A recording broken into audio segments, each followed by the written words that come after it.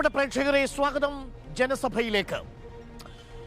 Reporter നവകേരള സദസ്സിന്റെ പര്യടനത്തോടൊപ്പം യാത്ര തുടരുകയാണ്. ഇന്നിപ്പോൾ തൃശൂർ ജില്ലയിൽ നിന്നാണ് യാത്ര എറണാകുളം ജില്ലയിലേക്ക് പ്രവേശിക്കുന്നത്. നാളെ 72 മണ്ഡലങ്ങൾ പിന്നിട്ടിരിക്കുന്നു. അതായത് പാതി ദൂരമായി എന്നർത്ഥം. 18 ദിവസങ്ങളിൽ നവകേരള സദസ്സ് കേരളത്തിന് സമ്മാനിച്ചതെന്ത് എന്നാണ് പ്രതിപക്ഷം ചോദിക്കുന്നത്. ഇന്നും മുഖ്യമന്ത്രി പ്രതിപക്ഷത്തെയും കേന്ദ്രത്തെയും കടന്നാക്രമിച്ചു. ഇരിങ്ങാലക്കുടയിലേക്ക് എത്തിയപ്പോൾ, ക്രൈസ്തവ സഭ കൂടുതലുള്ള മണ്ഡലത്തിലെത്തിയപ്പോൾ മണിപ്പൂരിനെ കുറിച്ചുകൂടി മുഖ്യമന്ത്രി ആഴത്തിൽ പറഞ്ഞു. ചോദ്യം ഇതാണ്: പാതി വഴിയിലെത്തുമ്പോൾ പരിഹാരം എത്രയായി?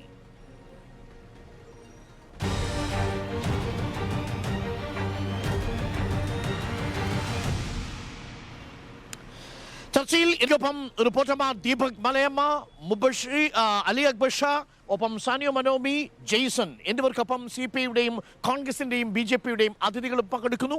ഞാൻ ആദ്യം നമ്മുടെ റിപ്പോർട്ടർമാരിൽ നിന്ന് തുടങ്ങാം. ആദ്യം ദീപക് ഇന്ന് പോയത് കയ്പമംഗലത്താണ്. അവിടെ പ്രധാനമായും മുഖ്യമന്ത്രി സംസാരിച്ചത് എന്തിനെക്കുറിച്ചാണ്? ആൾക്കൂട്ടം പതിവ് പോലെ വലിയൊരു ആൾക്കൂട്ടം കാണാൻ സാധിച്ചോ?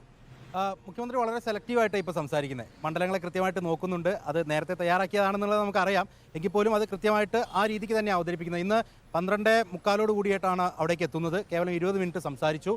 ഇന്നലെ മണലൂരിൽ അതുപോലെ തന്നെ മറ്റ് മണ്ഡലങ്ങളിലൊക്കെ നമ്മൾ കണ്ടതുപോലെ വലിയ ജനക്കൂട്ടം എന്ന് പറയാൻ പറ്റില്ല. പക്ഷേ ആളുകളെ സംഘടിപ്പിക്കാൻ പറ്റിയിട്ടുണ്ട്.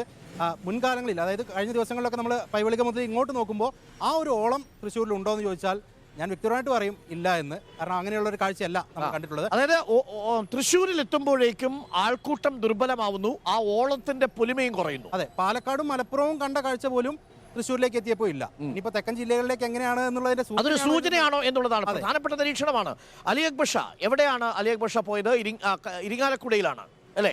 ഞാൻ കൊടുങ്ങല്ലൂരാണ്. മാളയിൽ വെച്ചായിരുന്നു നവകേരള സദസ്സ് സംഘടിപ്പിച്ചത്. ഈ പറഞ്ഞതുപോലെ വലിയ രീതിയിലുള്ള ആൾക്കൂട്ടം ഈ കഴിഞ്ഞ സദസ്സുകളിൽ കണ്ടതുപോലെ തന്നെ വലിയ ആൾക്കൂട്ടം ഉണ്ടായിരുന്നു. പക്ഷേ ഈ ദീപക് മലയമ്മ പറഞ്ഞതുപോലെ അത് ഈ സംസാരം അല്ലെങ്കിൽ വിഷയം കേൾക്കാൻ വരുന്നതിനപ്പുറത്തേക്ക് മാളയിൽ ഇരിങ്ങാലക്കുട എത്തും. അല്ല, എവിടെ പോയത്?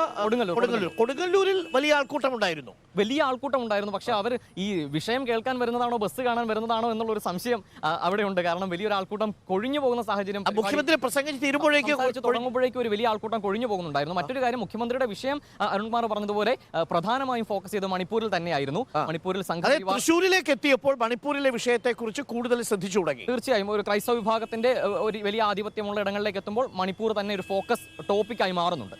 റൈറ്റ്. സാനിയോ, നമ്മളെ യാത്ര തുടങ്ങിയപ്പോൾ മുതൽ ഓരോ സ്ഥലത്തും ഓരോ രീതിയിലാണ് മുഖ്യമന്ത്രിയുടെ പ്രസംഗം ഉണ്ടാവുന്നത്. മുസ്ലിം ന്യൂനപക്ഷ പ്രദേശങ്ങളിൽ പലസ്തീൻ ഒരു പ്രധാനപ്പെട്ട വിഷയമായി മാറുന്നു.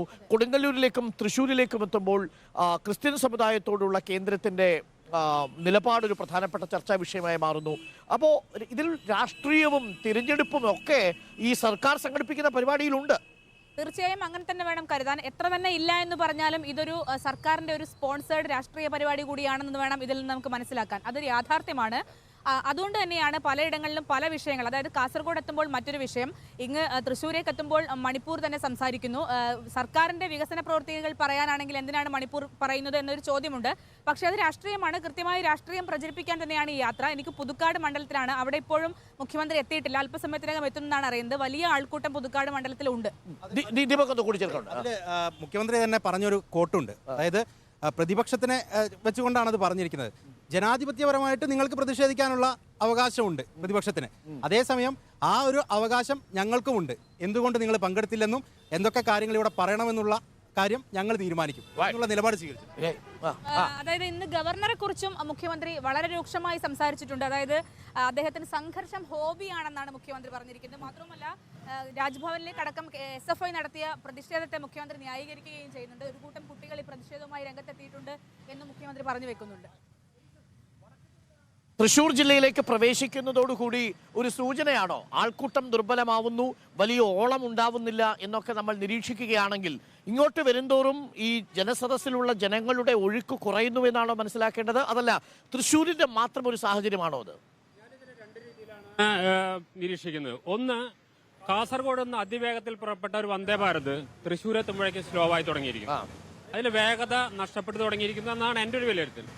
രണ്ടാമത്തത്, വന്ദേ ഭാരത് കാസർഗോഡ് തുടങ്ങുമ്പോൾ വികസനമായിരുന്നു പറഞ്ഞിരുന്നെങ്കിൽ തൃശ്ശൂർ എത്തുമ്പോഴേക്കും രാഷ്ട്രീയമായി മാറി.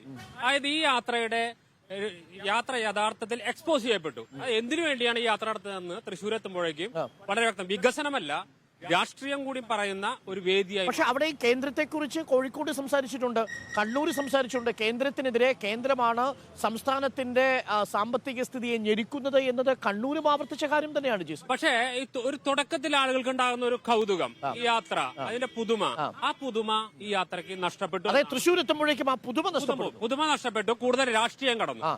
ഒരു വികസനം എന്നതിനൊക്കെ അപ്പുറത്തേക്ക് രാഷ്ട്രീയം ഒരു പടിക്കയറി നിൽക്കുന്നു.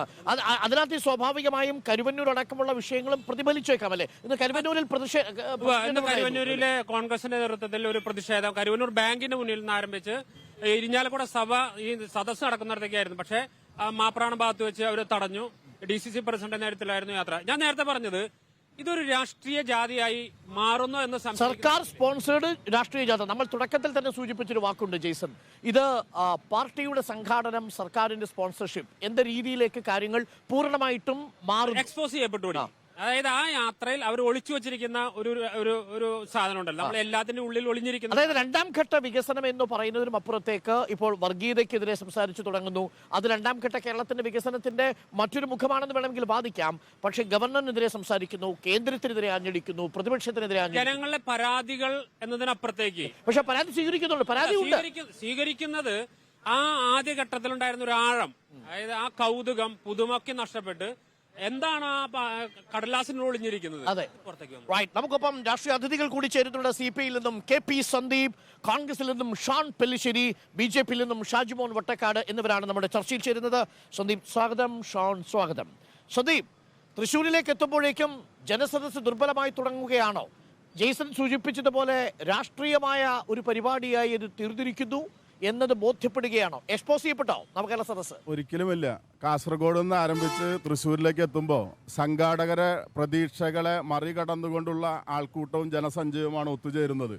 മുഖ്യമന്ത്രി വികസന പ്രശ്നങ്ങൾ, പ്രത്യേകിച്ച് കേരളത്തിന്റെ ഉള്ള കേന്ദ്ര ഗവൺമെന്റ് സ്വീകരിക്കുന്ന സാമ്പത്തിക ഉപരോധം, കേരളത്തോട് കാണിക്കുന്ന അതിക്രൂരമായ അവഗണന, ഇതെല്ലാം തുറന്നു കാണിക്കപ്പെടുകയാണ്. സർക്കാർ ചെലവിൽ കേന്ദ്രത്തെ പഴിപറയാനുള്ള സദസ്സ് ഒരിക്കലുമല്ല. സംസ്ഥാന ഭരണകൂടം എന്ന നിലയിൽ ഈ സംസ്ഥാനത്തിന് വേണ്ടി വാദിക്കുമ്പോൾ അത് എങ്ങനെയാണ് പിന്നെ രാഷ്ട്രീയ ജാഥയായി മാറുന്നതെന്ന് എനിക്ക് മനസ്സിലാവില്ല. ഇന്നിപ്പോ തൃശ്ശൂർ ജില്ലയിലെ വികസനത്തെ കുറിച്ച് നവകേരള സദസ്സ് ചർച്ച ചെയ്തു.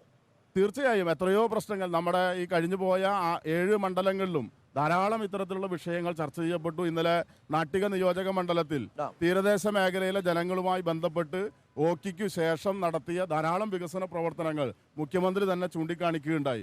അപ്പൊ അതെല്ലാം സൂചിപ്പിക്കുന്നത് ഓരോ മണ്ഡലത്തിന്റെയും വികസന സാധ്യതകളെ മുൻനിർത്തിക്കൊണ്ടുള്ള വിശദാംശങ്ങളാണ് പങ്കുവെക്കപ്പെടുന്നത്. കേന്ദ്ര സർക്കാരിനെ വിമർശിക്കുമ്പോൾ തീർച്ചയായും നമ്മുടെ ഈ കേരളത്തിലെ ജനങ്ങൾക്ക് ആനുപാതികമായി അർഹതപ്പെട്ട സാമ്പത്തിക സഹായങ്ങൾ നിഷേധിക്കപ്പെടുമ്പോൾ, തടഞ്ഞു വെക്കപ്പെടുമ്പോൾ അത് ചോദ്യം ചെയ്യപ്പെടേണ്ടതാണ്. അത് ജനങ്ങളുടെ മുമ്പിൽ തുറന്നു കാണിക്കപ്പെടേണ്ടതാണ്. ആ ഉത്തരവാദിത്തം കേരളത്തിലെ മുഖ്യമന്ത്രിയും മന്ത്രിസഭാംഗങ്ങൾ നിർവഹിക്കുമ്പോൾ അതിനെ എങ്ങനെയാണ് ശേഷം നിങ്ങൾ ദില്ലി ചലോ സംഘടിപ്പിക്കുന്നുണ്ട്. കേന്ദ്രത്തിനെതിരെ സമരം ചെയ്യാനുള്ള ഒരു അവസരമാണ്. നവകേരള സദസ്സിന്റെ സർക്കാരിന്റെ പരിപാടിയിൽ തന്നെ കേന്ദ്രത്തെ പൂർണ്ണമായും കുറ്റം പറഞ്ഞുകൊണ്ടുള്ള രാഷ്ട്രീയമാണ്. ഒരിക്കലുമല്ല. നമ്മൾ അർഹതപ്പെട്ട കാര്യങ്ങളെ സംബന്ധിച്ചുള്ള വിശദാംശങ്ങളാണ് പങ്കുവെക്കപ്പെടുന്നത്. കേന്ദ്ര ഗവൺമെന്റ് ഈ കേരളത്തിനോട് കാണിക്കുന്ന ക്രൂരമായ അവഗണന തുറന്നു കാണിക്കപ്പെടുകയാണ്. പല തരത്തിലുള്ള കേരളത്തിന്റെ സാമ്പത്തിക സഹായങ്ങൾ തടഞ്ഞു വെക്കുന്നു, വികസന പ്രവർത്തനങ്ങൾ അട്ടിമറിക്കുന്നു, ക്ഷേമ പ്രവർത്തനങ്ങളെ തടസ്സപ്പെടുത്തുന്ന രാഷ്ട്രീയ വൈര്യ നിര്യാതന ബുദ്ധിയോടെ തങ്ങൾക്കൊപ്പമല്ലെങ്കിൽ കേരളത്തിലെ ജനങ്ങളെ ഞങ്ങൾ കൈകാര്യം ചെയ്തു കളയുമെന്ന രാഷ്ട്രീയ പക്ഷപാതിത്വ നിലപാട് കേന്ദ്ര ഭരണകൂടം മുന്നോട്ട് വെക്കുന്നുണ്ട്. ഇപ്പോൾ നമ്മുടെ ചോദ്യം ഇതാണ്. ഇന്നിപ്പോൾ ഇത്രയും മണ്ഡലങ്ങൾ പിന്നിടുന്നു. അതായത് പാതി മണ്ഡലങ്ങൾ പിന്നിട്ടാണ്, 72 മണ്ഡലങ്ങൾ പിന്നിട്ടാണ് ഇനി എറണാകുളം ജില്ലയിലേക്ക് കടക്കാൻ പോകുന്നത്. അപ്പോൾ പാതി മണ്ഡലങ്ങൾ പിന്നിടുമ്പോഴും എത്ര പ്രശ്നങ്ങൾക്ക് പരിഹാരമായി? ചോദ്യമല്ല, അതിന് കൃത്യമായ ഒരു മാർഗനിർദ്ദേശം ഈ നവകേരള സദസ്സ് ആരംഭിക്കുന്നതിന് മുമ്പ് തന്നെ ബഹുമാനപ്പെട്ട കേരളത്തിന്റെ മുഖ്യമന്ത്രി കേരളത്തോട് പ്രഖ്യാപിച്ചിട്ടുണ്ട്. അതാത് ജില്ലകളിൽ പരിഹരിക്കപ്പെടേണ്ട പ്രശ്നങ്ങൾ 45 ദിവസത്തിനകം പരിഹരിക്കപ്പെടും. സംസ്ഥാന തലത്തിൽ പരിശോധനകൾ വിധേയമാക്കി പരിഹരിക്കപ്പെടേണ്ടത് 60 ദിവസങ്ങൾക്കുള്ളിൽ പരിഹരിക്കപ്പെടും. അതോടൊപ്പം തന്നെ ഓരോ പ്രദേശത്തിന്റെയും വികസന സാധ്യതകളെ സംബന്ധിച്ച് മുന്നോട്ട് വെക്കുന്ന നിവേദനങ്ങൾ വിശദമായ ചർച്ചകൾക്കു ശേഷം ഇവർക്ക് കൈപ്പറ്റ് രസീത് കൊടുത്തിട്ടുണ്ട്. ആ കൈപ്പറ്റ് രസീത് അനുസരിച്ച് തുടർ നടപടികൾ എന്ത് എന്ന് അല്ല, ആ ഇനിയുള്ള കൈപ്പറ്റ് ദിവസങ്ങളിൽ രസീത് അവർ വളരെ അറിയിക്കുന്നതാണ്. തമാശയാണെന്നാണ് ഇപ്പോൾ ചിലർ പറയുന്നത്. അതൊക്കെ രാഷ്ട്രീയ പ്രേരിതമായി പറയുന്ന വാദഗതികൾ മാത്രമാണ്. അതിൽ തന്നെ കണ്ണൂരിൽ തന്നെ വന്ന കണക്കുകൾ നമ്മൾ കണ്ടു. മുഖ്യമന്ത്രിയുടെ ദുരിതാശ്വാസ നിധിയിലേക്ക് പോകേണ്ടത് കോർപ്പറേഷനിലേക്ക് പോവുക, സാമൂഹ്യനീതി വകുപ്പിൽ കിട്ടേണ്ടത് മെഡിക്കൽ കോർപ്പറേഷനിലേക്ക് പോവുക. നമ്മൾ ഒറ്റപ്പെട്ട എന്തെങ്കിലും ഒരു സംഭവത്തെ ചൂണ്ടിക്കാണിച്ച് ഈ ജാഥയുടെ ഉദ്ദേശശുദ്ധി മുഴുവൻ മോശമാണ് എന്ന് വരുത്തി തീർക്കാൻ ശ്രമിക്കരുത്. ഇത് അക്ഷരാർത്ഥത്തിൽ കേരളം ഏറ്റെടുത്ത് കഴിഞ്ഞു. ഇന്ന് ഇ പി ജയരാജൻ പറഞ്ഞത് നവകേരള സദസ്സ് കൊണ്ട് പ്രതിപക്ഷ നേതാവ് വി ഡി സതീശൻ അസ്വസ്ഥനായിരിക്കുകയാണ്. കേരളത്തിന്റെ വികസന പ്രവർത്തനങ്ങളെ കുറിച്ച് ചർച്ച ചെയ്യുന്ന നവകേരള സദസ്സ് ചരിത്ര സംഭവമായി മാറിക്കഴിഞ്ഞിരിക്കുന്നുവെന്നാണ് ഇ പി ജയരാജൻ പറയുന്നത്. മുഖ്യമന്ത്രി പറയുന്നു പ്രതിപക്ഷത്തെ വിമർശിക്കാനുള്ള അവകാശവുമുണ്ട് ഈ സർക്കാരിന്. നിങ്ങൾ എങ്ങനെ വിമർശിക്കുന്നു? അതും ഒരു വേദിയിൽ ഞങ്ങൾ പറയും. ഞങ്ങൾ മുഖ്യമന്ത്രി ഇപ്പൊ നടത്തുന്ന ഈ സ്പോൺസേഡ് പ്രോഗ്രാം ഞങ്ങൾ 1% വരുന്ന മൈക്രോസ്കോപ്പി മൈനോറിറ്റിയോട് കൂടിയല്ല. അതാണ് ഞങ്ങൾ അസ്വസ്ഥപ്പെടുത്തുന്നത്. ഇവിടെ തൃശ്ശൂരിൽ വരുമ്പോൾ ഈ ജനങ്ങളെ കണ്ട ആരാ? കരുവന്നൂരിലെ 4500ഓളം വരുന്ന നിക്ഷേപകർ, അതിൽ ആത്മഹത്യ ചെയ്തവർ, ഇനിയും പൈസ കിട്ടാത്തവർ, അങ്ങനെ നിരവധിയായ പ്രശ്നങ്ങൾ, നെൽകർഷകർ, അങ്ങനെ ഈ ജില്ല നേരിടുന്ന ഒരു വലിയ പ്രശ്നത്തിന് അഭിമുഖീകരിക്കാൻ കഴിയുന്നില്ല. ഇവർ പൗരപ്രമുഖരെ വിളിക്കുന്നുണ്ട്. ആ പൗരപ്രമുഖരിലൊന്നും കരുവന്നൂരിൽ നിക്ഷേപകരോ മരണപ്പെട്ടവരോ ഇല്ല. ഇവർ ഭരിക്കുന്ന പൗരപ്രമുഖരാരാ? സാധാരണക്കാരല്ല. പ്രതിപക്ഷം അസ്വസ്ഥമാകാൻ കാരണം സമൂഹത്തിന്റെ ഒരു പരിച്ഛേദമാണ് പ്രഭാത സദസ്സുകൾ എന്ന പേരിൽ സംഘടിപ്പിക്കപ്പെടുന്ന പരിപാടിയിൽ എത്തിച്ചേരുന്നത്. വ്യത്യസ്ത മേഖലയിൽ വ്യവസായ സംരംഭകർ, സാമൂഹിക രംഗത്ത് സംഭാവനകൾ നൽകിയവർ, വിദ്യാഭ്യാസ രംഗത്ത് വിദ്യാർത്ഥി സമൂഹത്തിന്റെ പ്രതിനിധികൾ, യുവജന സമൂഹത്തിന്റെ പ്രതിനിധികൾ, സർവാദരണീയരായവരുടെ ഒരു പരിച്ഛേദം ഈ പ്രഭാത സദസ്സുകളിൽ എത്തിച്ചേരുന്നുണ്ട്. ഞാൻ പറഞ്ഞത് ഈ യാത്ര കൊണ്ട് ഉദ്ദേശിക്കുന്നത് എന്താ അതിന്റെ പരിഹാരം? ഇവിടെ കരുവന്നൂരിലെ ആളുകൾ, പെൻഷൻ കിട്ടാത്ത മനുഷ്യർ, KSRTC തൊഴിലാളികൾ, മറ്റേ നമ്മുടെ പഞ്ചായത്തുകൾക്ക് ആഗസ്റ്റിൽ കൊടുക്കേണ്ട 3000 കോടി രൂപയുടെ മെയിന്റനൻസ് ഫണ്ട് ഇവരായിട്ടും കൊടുത്തിട്ടില്ല. ഇത് ഡിസംബറായി, 4 മാസമായി. അടുത്ത ഫണ്ട് കൊടുക്കാൻ ദുരിതം അനുഭവിക്കുകയാണ്. നമ്മുടെ കുട്ടികൾക്ക് ഉച്ചഭക്ഷണത്തിന് കൊടുക്കാൻ പണമില്ലാതെ ഇങ്ങനെ നെട്ടോട്ടം ഓടുമ്പോൾ നമ്മൾ കോവിഡ് സമയത്ത് കണ്ടു.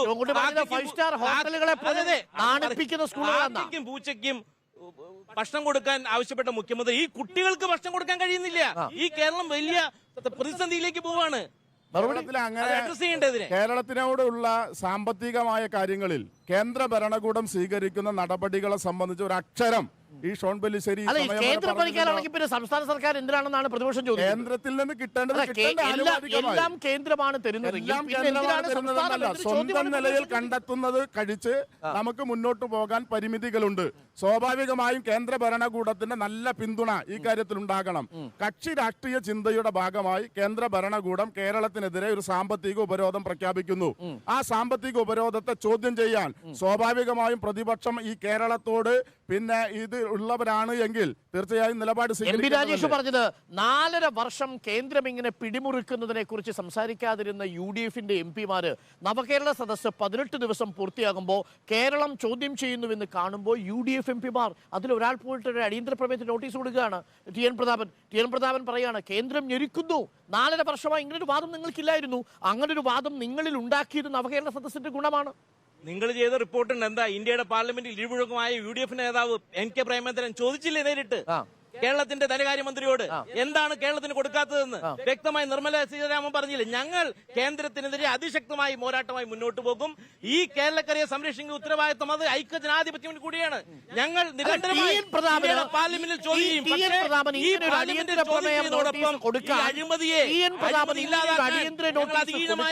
നടത്തും. നവകേരള സദസ്സ് കാരണമായോ ഇല്ലയോ? അതാണ് എന്റെ ചോദ്യം. ഞങ്ങൾ നിരന്തരം ഇന്ത്യയുടെ പാർലമെന്റിൽ NK പ്രേമചന്ദ്രൻ അടക്കം UDF-ന്റെ MP-മാർ നടത്തിയ പോരാട്ടം ഈ സദസ്സ് കണ്ടിട്ടാണോ? അല്ല, ഞങ്ങൾ അത് കേരളത്തിനെതിരെയുള്ള പോരാട്ടം എന്നാണ് സർക്കാർ പറയുന്നത്. അത് കേരളത്തിനെതിരെയാണ് UDF MP-മാർ പോരാടുന്നത് എന്നാണ്. കേരളത്തിൽ നിന്നുള്ള MP-മാർ കേരളത്തിനെതിരെ പോരാടുന്നു എന്നതാണ് സർക്കാർ പറയുന്നത്. ഇത് അഴിമതിയെയും ധൂർത്തിനെയും കെടുകാര്യസ്ഥതയും മറച്ചുവെക്കാൻ നടത്തുന്ന ചക്കളത്തി പോരാട്ടത്തിന്റെ ഭാഗമാണ്. ഇത് തെറ്റായ സമീപനമാണ്. ഞങ്ങൾ തുറന്നു പറയുന്നു, കേന്ദ്രത്തിന് പാകപ്പെടുവാണെങ്കിൽ അത് ചൂണ്ടിക്കാണിക്കും. പക്ഷെ സംസ്ഥാനം നടത്തുന്ന ഈ ധൂർത്ത്, ആ ധൂർത്തിനെ അംഗീകരിക്കാൻ കഴിയില്ല. അപ്പോഴും നിങ്ങൾ BJP-ക്കെതിരെയോ ഗവർണർക്കെതിരെയോ സംസാരിക്കുന്നില്ല. 2 രൂപ സെസ് പിരിച്ച് എന്തിനു വേണ്ടിയിട്ടാ? പെൻഷൻ കൊടുക്കാൻ. അത് കേന്ദ്ര ഗവൺമെന്റ് കൊടുക്കേണ്ടതാണ്. അല്ല, 4 മാസമായി കൊടുക്കാൻ കഴിയാത്ത ഒരൊറ്റ സംശയം.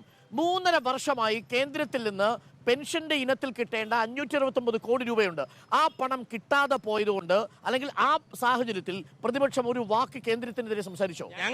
അതല്ലേ ഞാൻ നേരത്തെ പറഞ്ഞത്. എപ്പോ? കേരളത്തിലെ 2020 മാസം മുതൽ സാമൂഹിക സുരക്ഷാ പെൻഷൻ ഇനത്തിൽ പിന്നെ 3.5 വർഷക്കാലം കുടിശ്ശിക വരുത്തിയിട്ട് ഏതെങ്കിലും തരത്തിലുള്ള ഒരു ഇടപെടൽ ഈ 19 പാർലമെന്റ് അംഗങ്ങൾ ഈ കേരളത്തിന് അർഹതപ്പെട്ട ഈ സാമൂഹിക സുരക്ഷാ പെൻഷൻ കൊടുക്കുന്നതിൽ 600 കോടി രൂപ തടഞ്ഞു വെക്കപ്പെട്ടിരിക്കുന്നു.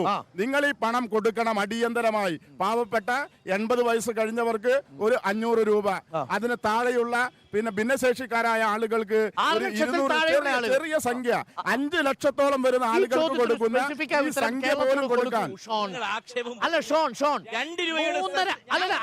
വരട്ടെ. ഈ ചോദ്യത്തിന് സ്പെസിഫിക് ആയി ഉത്തരം കൊടുക്കൂ. എവിടെയാണ് പ്രതിപക്ഷം പരാജയപ്പെട്ടത് എന്ന് സർക്കാർ ചൂണ്ടിക്കാണിക്കുന്നു.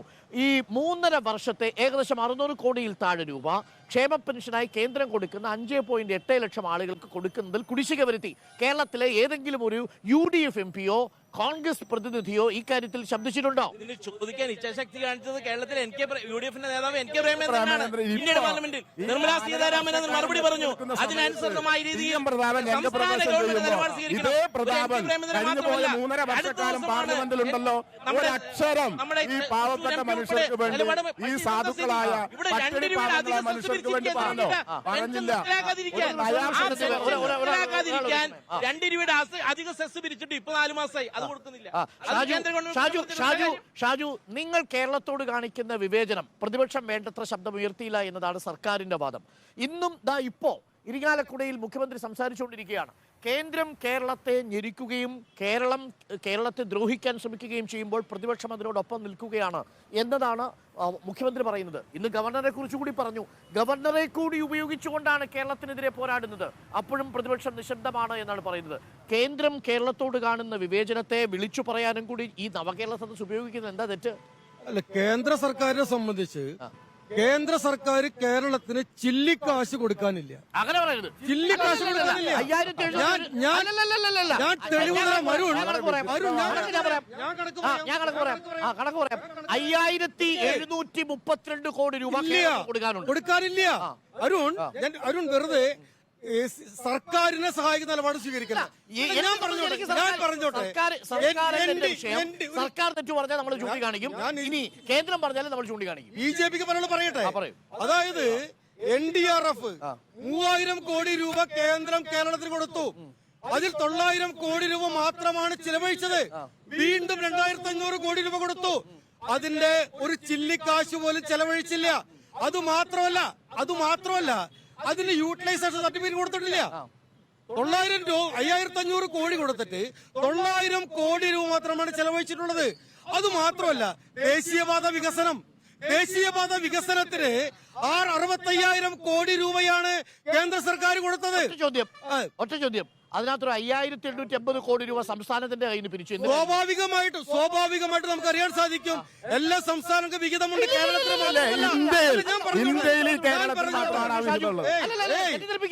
അല്ലല്ല, 65,000 കേന്ദ്രം കൊടുത്തു. നമ്മുടെ ഇന്ത്യ, നമ്മുടെ ഭാരതം. ഒരൊറ്റ സംശയം, അതിന് കേരളത്തിൽ 5880 കോടി എന്തിനാണ് കടത്തിന്റെ പരിധിയിൽ ഉൾപ്പെടുത്തി കേന്ദ്രം വാങ്ങിയത്? ഇന്നലെ ഇന്ത്യയുടെ പാർലമെന്റില് 5-ാം തീയതി ഇന്ത്യയുടെ പാർലമെന്റില് കേന്ദ്രമന്ത്രി നൽകിയ മറുപടിയാ. ഇതൊന്ന് വായിച്ചു നോക്കണം വരുൺ. തൊഴിലുറപ്പ് പദ്ധതിയില് ചില്ലിക്കാശ് കേരളത്തിൽ കേന്ദ്രം കൊടുക്കാനില്ല. ദേശീയപാതയിലേക്ക് തിരിച്ചു വരൂ. ദേശീയപാതയിൽ കേരളത്തിന്റെ 5870 കോടി രൂപ, 5885 കോടി രൂപ എന്തിനു നിങ്ങൾ വാങ്ങി? ദേശീയപാതയുടെ കണക്ക് ഞാൻ പറഞ്ഞുതരാം. അതായത് 160 കിലോമീറ്റർ ദേശീയപാത നിർമ്മിച്ച കേന്ദ്ര സർക്കാരാ.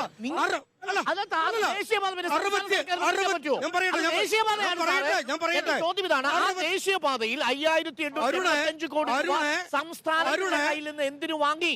1181 കോടി രൂപയാണ് 2014 മുൻപിൽ ഈ കേരളത്തില് അനുവദിച്ചത്.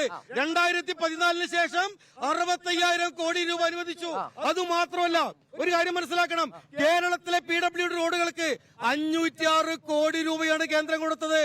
അത് മാത്രമല്ല, നിങ്ങൾ മനസ്സിലാക്കണം, അല്ല ഇതിനകത്ത് എന്തുകൊണ്ടാണ് കേരളത്തിൽ നിന്നും മാത്രം നിങ്ങൾ പണം അങ്ങോട്ടെടുത്തത് റോഡ് നിർമ്മാണത്തിന്? എല്ലാ സംസ്ഥാനങ്ങൾക്കും ഭൂമി ഏറ്റെടുക്കുന്നത് അല്ലല്ല, പറയൂ കേരളമല്ലാതെ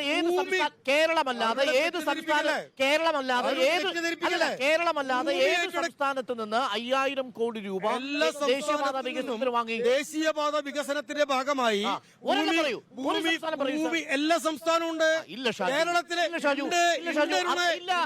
കേരളത്തിന് അങ്ങനെ പറയില്ലേ? ഇത്രയും കാലഘട്ടം തിരിച്ചു വരൂ. ഇനി കേരളത്തിന്റെ കിട്ടാനുള്ള 5732 കോടിയുണ്ട്. 57,000 കോടിയൊന്നും നമ്മൾ വിശ്വസിക്കുന്നില്ല. അത് കിട്ടാത്ത പണമാണ്, അതിന് കിട്ടുന്നില്ല. പക്ഷെ അത് രാഷ്ട്രീയ വിമർശനമുണ്ട്. 602 കോടി രൂപയായിരുന്നു ഗ്രാന്റ്. ആ ഗ്രാന്റ് 22,171 കോടി രൂപ കേന്ദ്രം കൊടുത്തല്ലോ. ഇനി GST ഞാൻ ചോദിച്ചോട്ടെ, GSTയുടെ കണക്ക് എന്താ കൊടുക്കാത്തെ? GSTയുടെ കണക്ക് കൊടുക്കുന്നില്ലല്ലോ. ഇനി അല്ല, ഞാൻ പറഞ്ഞോട്ടെ, GSTയുടെ കണക്ക് കൊടുക്കുന്നില്ല. അത് മാത്രമല്ല, ഒരു കാര്യം മനസ്സിലാക്കണം. അതായത് കേരളം പിടിക്കേണ്ട നികുതി കുടിശ്ശിക, ആ നികുതി കുടിശ്ശിക 28,258 കോടി രൂപ. പറഞ്ഞോട്ടെ, നികുതി കുടിശ്ശിക കേരളം പിടിച്ചെടുത്തിട്ടില്ല. GST ഗ്രാന്റ് 14,000 കോടി രൂപ GST ഗ്രാന്റ് പിടിച്ചെടുത്തിട്ടില്ല. എന്താ പിടിച്ചെടുക്കാത്ത? സ്വന്തം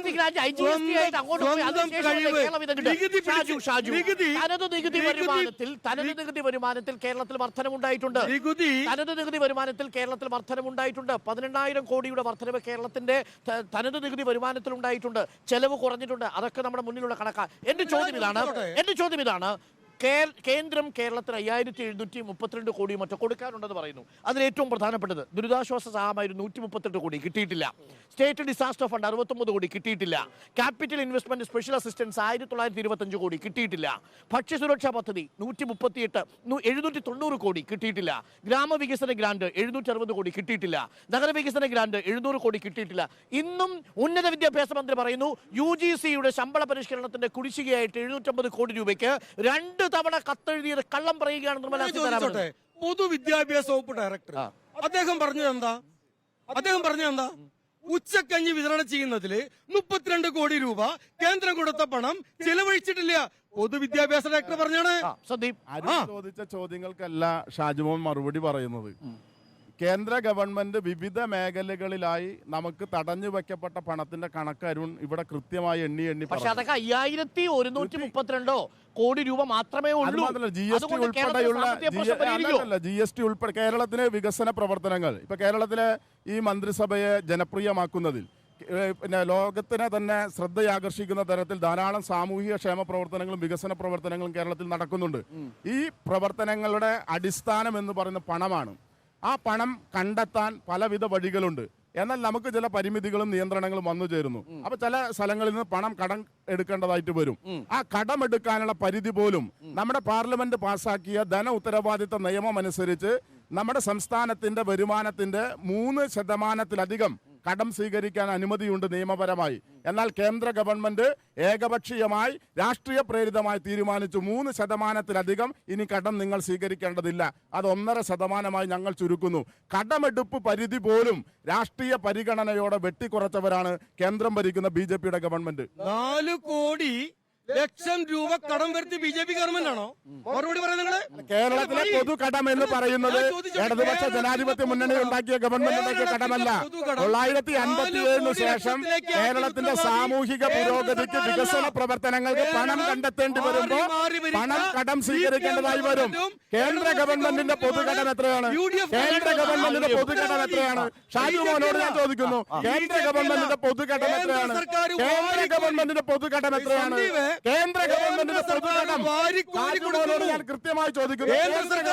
വാരിക്കോരി കൊടുക്കുന്നു, കേരളം ചെലവഴിക്കുന്നില്ല. ഞാൻ ചോദിച്ചോട്ടെ, കഴിഞ്ഞ 6 വർഷമായി കാർഷിക മേഖലയിൽ കേന്ദ്ര സർക്കാർ അനുവദിച്ച പണം, ആ പണത്തിന് വേണ്ടിയുള്ള യൂട്ടിലൈസേഷൻ സർട്ടിഫിക്കറ്റ് കൊടുത്തിട്ടില്ല കേരളം. എന്താ കൊടുക്കാത്തത്? ഞാൻ പറയട്ടെ സന്ദീപ്,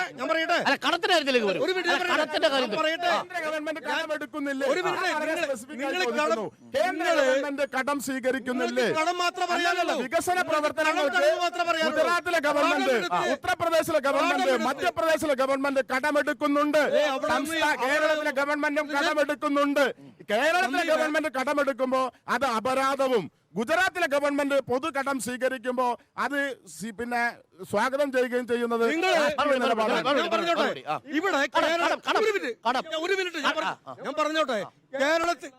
കേരളത്തിലെ വൈദ്യുതി ചാർജ് വർദ്ധിപ്പിച്ചു, കുടിവെള്ള ചാർജ് വർദ്ധിപ്പിച്ചു, ഭൂമിയുടെ നികുതി വർദ്ധിപ്പിച്ചു, ഭൂമിയുടെ രജിസ്ട്രേഷൻ ചാർജ് വർദ്ധിപ്പിച്ചു, എല്ലാ മേഖലയിലും വർദ്ധിപ്പിച്ചു, നികുതി വർദ്ധിപ്പിച്ചുകൊണ്ടിരിക്കുക.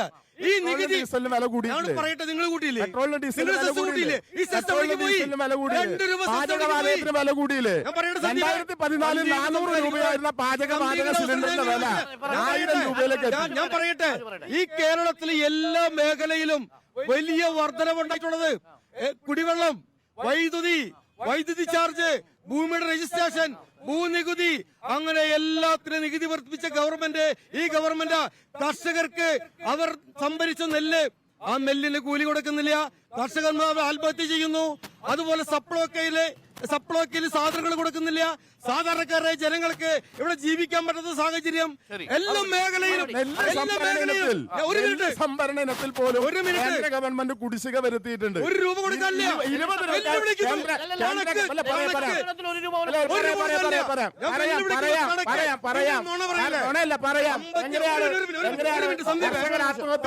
കഥ പറഞ്ഞുകൊണ്ടാണ് ഞാൻ അതിലേക്ക് വരുന്നത്. ഇവിടെ കേന്ദ്ര ഗവൺമെന്റ് നെല്ല് സംഭരിക്കുമ്പോ ആ സംഭരിക്കുന്ന നെല്ല് കുത്തി അരിയാക്കി റേഷൻ കടകളിലൂടെ വിതരണം ചെയ്തതിനു ശേഷം കണക്ക് കൊടുക്കുമ്പോൾ പൊതുജനമധ്യത്തിലാണ് പറയുന്നത്. അപ്പൊ കേന്ദ്ര ഗവൺമെന്റ് നെല്ല് സംഭരിക്കുന്ന സന്ദർഭത്തിൽ തന്നെ പണം കൊടുക്കാൻ തീരുമാനിച്ചാൽ ഈ പ്രശ്നം തീരും. ജനങ്ങളെ കബളിപ്പിക്കില്ലേ? ഞാൻ പറയാന്ന്, നെല്ല് സംഭരിക്കുന്ന നെല്ല്, സംഭരിക്കുന്ന നെല്ല്, ഞാൻ പറയട്ടെ, സംഭരിക്കുന്ന നെല്ല്, ആ സംഭരിക്കുന്ന നെല്ലിന്റെ പണം, ആ പണം കർഷകന്മാർക്ക് കേരളത്തിലെ ഗവൺമെന്റ് കൊടുക്കുന്നില്ല. ഒരു മിനിറ്റ് ഞാൻ പറഞ്ഞോട്ടെ. കേന്ദ്രം എപ്പോ കൊടുക്കുന്നു? ഞാൻ പൂർത്തീകരിക്കട്ടെ. 20 രൂപ, കേരളം 8 രൂപ. ഞാൻ പറഞ്ഞു പൂർത്തീകരിക്കട്ടെ. അതായത് കേരളത്തിലെ സിവിൽ സപ്ലൈ കോർപ്പറേഷനും അതുപോലെ കൃഷി വകുപ്പും ഈ പണം നെല്ല് ശേഖരിക്കുന്നു. ആ ശേഖരിക്കുന്ന നെല്ലിന്റെ പണം കർഷകന്മാർക്ക് കൊടുക്കുന്നില്ല. പകരം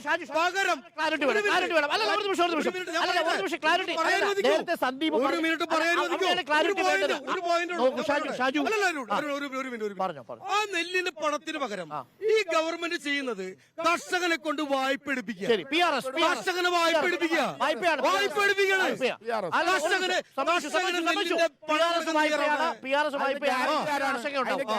ഒരു ചോദ്യം വരൂ സാർ, ഇനൊരു ചോദ്യം വരുന്നു. എന്തുകൊണ്ട് കൊടുത്തില്ല? ഒരു നിമിഷം, ചോദ്യം വരുന്നു. നെല്ല് സംഭരിക്കുന്ന സമയത്ത് കേന്ദ്രം പണം കൊടുക്കുമോ? എപ്പോഴാണ് കേന്ദ്രം പണം? കേൾക്കൂ, നെല്ല് സിവിൽ സപ്ലൈസ് കോർപ്പറേഷൻ സംഭരിക്കുന്ന സമയത്ത് കേന്ദ്രം പൈസ കൊടുക്കുമോ ഇല്ലയോ? ചോദ്യം നമ്പർ 1. ഉണ്ടോ ഇല്ലല്ലോ? കേൾക്കൂ, ആ നെല്ല് സംഭരിച്ചു കഴിഞ്ഞാൽ നെല്ലെത്തി കുത്തിയതിനു ശേഷം അരിയാക്കി റേഷൻ ഡിപ്പോകളിലൂടെ വിറ്റ് അതിന്റെ കണക്ക് കേന്ദ്രത്തിന് കൊടുക്കുമ്പോഴല്ലേ പണം കൊടുക്കൂ. അപ്പോൾ അത്രയും കാലം ഈ കർഷകനെ കാത്തിരുത്താതെ പൊതുമേഖലാ ബാങ്കിൽ നിന്ന് സർക്കാർ ഈടിൽ നിന്ന് കൊടുക്കുന്ന വായ്പയാണ് PRS. എന്താ തെറ്റ്? കഴിഞ്ഞ 5 കൊല്ലമായിട്ട് കേരളത്തിലെ ഗവൺമെന്റ് നെല്ല് സംഭരണത്തിന്റെ കണക്ക് കേന്ദ്ര സർക്കാരിന് കൈമാറിയിട്ടില്ല. നിങ്ങൾ വെറുതെ നിങ്ങൾ നുണ പറയില്ലേ? നിങ്ങൾ മുഖ്യമന്ത്രി പിണറായി വിജയന്റെ മാതിരി നുണ പറഞ്ഞു പോകാൻ കഴിയില്ല. ശരി, ഷോണിലേക്ക് വരാം. ഷോൺ, 2 പ്രധാനപ്പെട്ട ചോദ്യങ്ങളാണ് നമ്മുടെ മുമ്പിലുള്ളത്. നവകേരള സദസ്സ് പാതി ദൂരം പിന്നിട്ടു. ഏകദേശം 3 ലക്ഷത്തിനടുത്ത് പരാതികൾ ഇന്നുകൂടി കിട്ടുമ്പോഴേക്കും സർക്കാരിന്റെ കയ്യിൽ കിട്ടും. അതിൽ പരാതിയിന്മേൽ നടപടികൾ ആരംഭിച്ചു കഴിഞ്ഞിരിക്കുന്നുവെന്നാണ് സർക്കാർ പറയുന്നത്. വകുപ്പുകളിലേക്ക് എത്തിയിട്ടുണ്ട്. ചില കാര്യങ്ങളിൽ മാത്രം വകുപ്പ് മാറിപ്പോയിട്ടുണ്ട്. അത് സർക്കാർ പരിശോധിക്കുമെന്ന് സർക്കാർ പറയുന്നു. ഇത്രയും ആളുകൾ എത്തി പരാതി കൊടുക്കാൻ വരുമ്പോൾ ഈ സർക്കാരിൽ അവരുടെ വിശ്വാസം കൂടുന്നുവെന്നാണ് സർക്കാർ പറയുന്നത്. ഇനി അങ്ങോട്ട് പോകുമ്പോഴും മൊത്തം ഒരു 6 ലക്ഷത്തോളം പരാതികൾ ഈ സർക്കാരിന് ലഭിക്കും. അത് സമയബന്ധിതമായി സർക്കാർ പൂർത്തിയാക്കും. 45 ദിവസത്തിനുള്ളിൽ ഈ 6 ലക്ഷം പരാതികൾക്കും തീർപ്പും ഉണ്ടാവും. അത് പ്രതിപക്ഷത്തിന് ഒരു വലിയ അസ്വസ്ഥതയുണ്ടാക്കുന്നുവെന്നാണ് EP ജയരാജൻ പറയുന്നത്. ഈ കൊച്ചു കേരളത്തിന്റെ ജനങ്ങളുടെ ആത്മവിശ്വാസം നഷ്ടപ്പെട്ടു. അതാണ് യാഥാർത്ഥ്യം. രണ്ടാം പിണറായി വിജയന്റെ ഗവൺമെന്റോട് കൂടി ഈ കേരളം വലിയ ദുരിതത്തിലേക്കാണ് എന്നുള്ള ആത്മഗതത്തിലാണ് ജനങ്ങൾ. ഇവിടുത്തെ കുട്ടികൾ മുഴുവൻ പലായനം ചെയ്ത് കഴിയാണ്. അത് മാത്രമല്ല, ഇവിടെ ജീവിക്കാൻ കഴിയില്ല എന്ന് ഉറപ്പുവരുത്താണ്. പാവങ്ങൾക്ക് ജീവിക്കാൻ കഴിയില്ല. ഇപ്പൊ നികുതി കൂട്ടി ഇപ്പൊ എന്താ പറയുക, റിവേഴ്സ് എഫക്ട് ഉണ്ടായി, വരുമാനം കുറയും, സ്വാഭാവികമാണ്. അപ്പൊ തെറ്റായ ധനകാര്യ നിലപാടിന്റെ ഭാഗമായി ഈ കേരളം മുന്നോട്ട് പോകണം. അഴിമതി എന്ന് പറഞ്ഞാൽ ഈ കേരളം കണ്ടോ, നിങ്ങൾ ആലോചിച്ച്, ശിവശങ്കരനെ സ്വർണ്ണക്കള്ളക്കടത്തിന്റെ ബേസിൽ കൊച്ചി കമ്മീഷണറേറ്റ് ശിക്ഷിച്ചു. അദ്ദേഹം മുഖ്യമന്ത്രി പ്രൈവറ്റ് സെക്രട്ടറിയാണ്.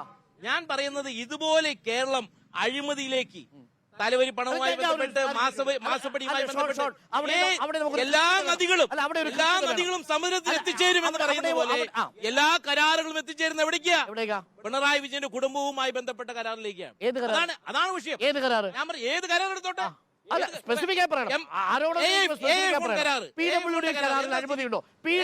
നമുക്ക് ഓരോ വകുപ്പായിട്ട് വരാതെ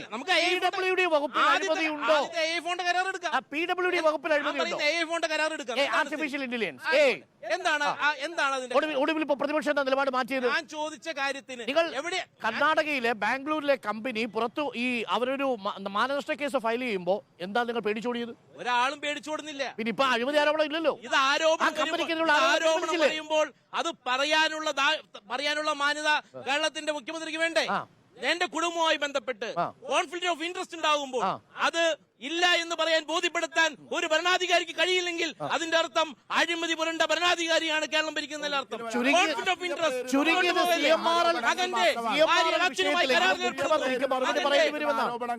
മകളുമായി കരാർ ഏർപ്പെടുന്നു. കേരളത്തിന്റെ മുഖ്യമന്ത്രി മറുപടി പറഞ്ഞിട്ടുണ്ട്. മകളുമായിട്ട് കരാറിൽ ആരേർപ്പെട്ടു? മുഖ്യമന്ത്രി തന്നെ മറുപടി പറഞ്ഞു. അല്ല, മകളുമായി കരാറിൽ ആരേർപ്പെട്ടു? വളരെ മകളുമായി CMRL കാര്യമാണെങ്കിൽ അത് ഔദ്യോഗിക കോൺട്രാക്ട് ആണെന്ന് വിശദീകരിച്ചു, ടാക്സും അടച്ചു. എന്ത് സർവീസ് കൊടുത്തു എന്നുള്ളതാണ് ചോദ്യം. നവകേരള സദസ് പാതി വഴിയിലെത്തുമ്പോ എന്ന് പറഞ്ഞ ചർച്ച അത് ഏത് കാര്യത്തിൽ? എയുടെ കാര്യത്തിൽ എന്താണ് കോൺഫ്ലിക്ട് ഓഫ് ഇൻട്രസ്റ്റ്? എയുടെ കാര്യത്തിൽ കോൺഫ്ലിക്ട് ഓഫ് ഇൻട്രസ്റ്റ് എന്താ? ഞാൻ ചോദിക്കുന്നത് ഈ നേരത്തെ പറഞ്ഞ മാസപ്പടി വിവാദത്തിൽ CMRL കാര്യമാണ്. VD സതീശനാണെങ്കിലും രമേശ് ചെന്നിത്തല ആണെങ്കിലും മാറി മാറി അഴിമതി ആരോപണങ്ങൾ ഉന്നയിക്കുന്നുണ്ട്. ഏതെങ്കിലും ഒരു അഴിമതി ആരോപണത്തിൽ ഒരു കൃത്യമായ തെളിവ്, ഒരു രേഖ ഇതുവരെ പുറത്തുവിടാൻ കഴിഞ്ഞില്ല. ഇപ്പൊ തൃശൂർ ജില്ലയെ സംബന്ധിച്ച് തന്നെ വിവിധ ദിവസങ്ങളിൽ ധാരാളം അഴിമതി ആരോപണങ്ങൾ ഉന്നയിക്കപ്പെട്ടു. അനിൽ അക്കര ഉൾപ്പെടെയുള്ള ആളുകൾ. ആ അഴിമതി ആരോപണങ്ങളൊക്കെ എവിടെ പോയി? ഏതെങ്കിലും ഒരു തരത്തിൽ അരവിന്ദാക്ഷന്റെ കാര്യത്തിൽ അരവിന്ദാക്ഷന്റെ കാര്യത്തിൽ മാത്രമല്ല, സഹകരണ മേഖലയുമായി ബന്ധപ്പെട്ട കാര്യങ്ങളിൽ ഒരു അഴിമതിയെ ന്യായീകരിക്കാൻ വേണ്ടി നടത്തുന്ന യാത്രയല്ല. കേരളത്തിലെ വികസന പ്രവർത്തനങ്ങൾ ജനങ്ങളിലേക്ക് എത്തണം, ജനങ്ങളെ കേൾക്കണം, ജനങ്ങളിൽ നിന്ന് നിർദ്ദേശങ്ങൾ സ്വീകരിക്കണം. അതിനുവേണ്ടി നടത്തുന്ന ജാഥയാണ് ഇവിടെ. ബംഗാളിലേക്കും ത്രിപുരയിലേക്കും നല്ല ഷോണ പോകേണ്ടത്. കേരളത്തിലെ പ്രതിപക്ഷത്തിന്റെ നിലപാട് തള്ളിക്കളഞ്ഞുകൊണ്ട് തള്ളിക്കളഞ്ഞുകൊണ്ട് 10,000-കണക്കിന് വരുന്ന ആൾക്കൂട്ടം ഓരോ സ്വീകരണ കേന്ദ്രങ്ങളിലും എത്തുന്നുണ്ട്. അത് ഈ ഗവൺമെന്റിലുള്ള വിശ്വാസമാണ്, പ്രതീക്ഷയാണ്. പരാതി കൊടുത്താൽ ആ പരാതിക്ക് ഒരു പരിഹാരം കേരളത്തിൽ LDF-ന്റെ ഗവൺമെന്റ് ഉണ്ടാക്കും.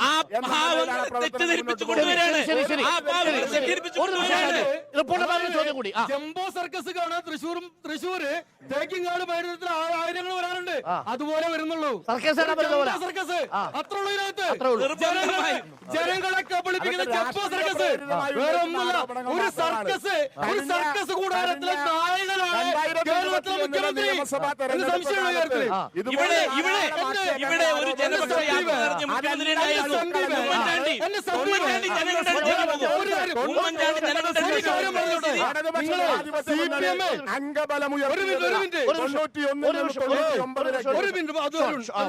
അതായത് CPM-ന് ഈ രാജ്യത്തെ റോൾ എന്ന് പറയുന്നത് ഇന്ത്യയും പാകിസ്ഥാനും തമ്മിൽ ക്രിക്കറ്റ് നടക്കുമ്പോ ആ സ്റ്റേഡിയത്തിൽ പുരുഷാരം നിറഞ്ഞു നിൽക്കും.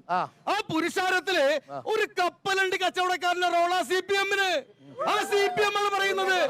വെറുതെ ഇനി അത് മാത്രമല്ല, ഞാൻ ചോദിച്ചോട്ടെ, അല്ല, ഇന്ത്യയും പാകിസ്ഥാനും തമ്മിൽ ക്രിക്കറ്റ് നടക്കുമ്പോൾ അവിടെ ഗാലറിയിലൊരാൾ ഇരിപ്പുണ്ട്, ജയ്ഷ. BCCയുടെ എങ്ങനായി? എങ്ങനായി? എങ്ങനായി? ജയ്ഷെ ക്രിക്കറ്റ് തമ്മിലുള്ള ബന്ധം എന്താ? ജയ്ഷെ ക്രിക്കറ്റ് തമ്മിലുള്ള ബന്ധം എന്താ ഷാജു? ജയ്ഷെ ക്രിക്കറ്റ് തമ്മിലുള്ള ബന്ധം എന്താ?